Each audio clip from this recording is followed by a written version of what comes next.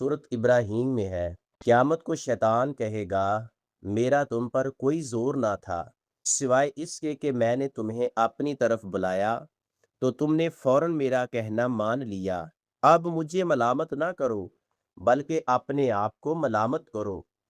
इस आयत की तफ़सीर ये है, फैसले के बाद जब जन्नती जन्नत में दाखिल हो जाएंगे और जहन्नमी जहन्नुम में, हर तरफ से लोग शैतान पर मलामत कर रहे होंगे, तो शैतान उसके जवाब में कहेगा, अल्लाह ताला ने तुमसे जो वादा किया था वो हक था, क्योंकि वो इन तमाम चीज़ों का मालिक था जिनका वादा किया था।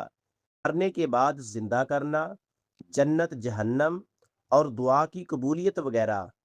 इसलिए उसने वो वादा पूरा किया और मैंने तुमसे जो वादा किया वो झूठा था कि इस तरह करो, ये हो जाएगा, फलां को पुकारोगे तो ये मिलेगा, फलां को पुकारोगे तो ये होगा। शैतान जबरदस्ती ताकत के बलबूते पर किसी को गुमराह नहीं कर सकता।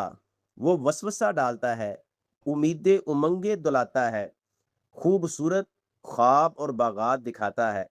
शैतान ने इंसान की सोच के मुताबिक उसे दावत दी, ख्वाहिशात को उबारा, तो इंसान ने फौरन उसे कबूल कर लिया।